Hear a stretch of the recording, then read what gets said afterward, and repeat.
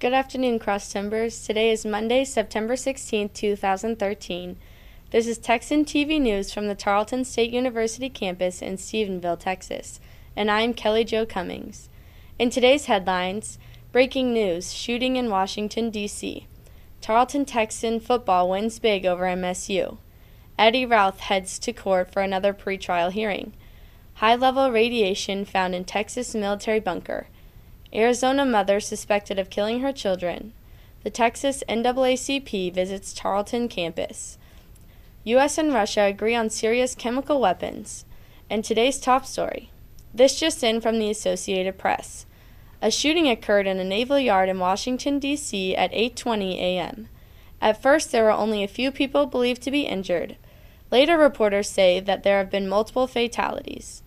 It is unclear if there are more than one shooter, but D.C. police are looking for suspects. Police believe that 6 are dead and 2 shooters are at large.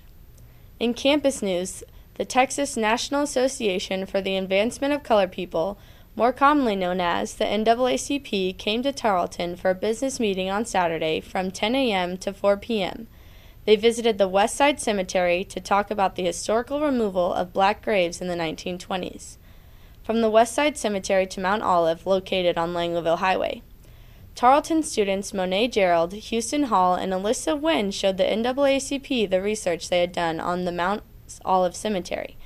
The group also toured the campus and enjoyed lunch at the dining hall. In Stephenville news, according to the Stephenville Empire Tribune, for the second time in 8 months, Eddie Routh, who is under indictment for the murder of Navy SEALs snipers Chris Kyle and Chad Littlefield, goes to court today for a pretrial hearing. Routh is believed to be suffering from post-traumatic stress disorder, but is still unclear the motive of the attack on February 2nd. Routh's trial is set tentatively for October 21st. And now, in today's Texan national and international news from the Associated Press. In Texas news, nearly 7 times the normal amount of radiation was found in a bunker at Briggs Army Airfield at Fort Bliss in El Paso. The facility was originally used and housed, the facility was originally used to build and house nuclear weapons and had been previously deemed as no risk for workers in the 50s and 60s. The new test in June revealed otherwise. John Walton, a specialist at the University of Texas at El Paso, downplayed all concerns for the people exposed to the radiation, saying it was very small and limited exposure. Walton also downplayed concerns about radiation seeping into the groundwater. He said it would take millions of years for the uranium to reach the depth of the groundwater in El Paso.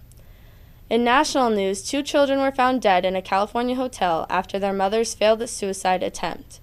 The mother, Marilyn Edge, of Scottsdale, Arizona, was arrested Saturday on suspicion of killing her 2 young children. Edge was driving a car with Georgia plates when her car smashed into an electrical box outside of a shopping mall in Costa Mesa. Police said it was not clear why she was in Orange County. While rescuers tried to free her from her vehicle, she tried to strangle herself with a belt or a rope that was in her car. Edge told authorities where they could find her children. Further details have not been released. In international news, the Associated Press reports that the Syrian government will give an inventory of its chemical weapons within a week and will also hand over all components of its arsenal by mid-2014. President Obama, however, will not be withdrawing his threat of military action. Obama has stated that naval ships will remain in the Mediterranean Sea to keep pressure on the Syrian government to comply, and if they do not comply, the U.S. will be in position to respond if diplomacy fails.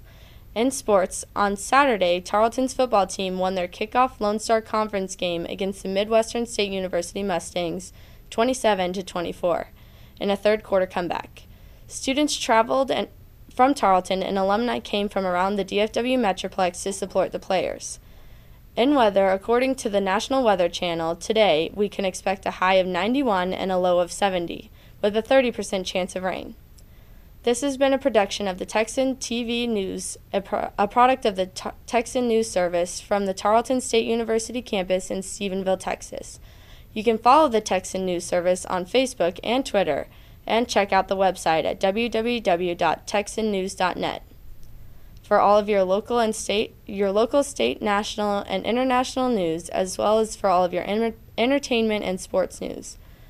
Today's broadcast was produced by Sarah Gann and Jazz Mangum. I am Keli Jo Cummings. Have a wonderful day, Tarleton Texans.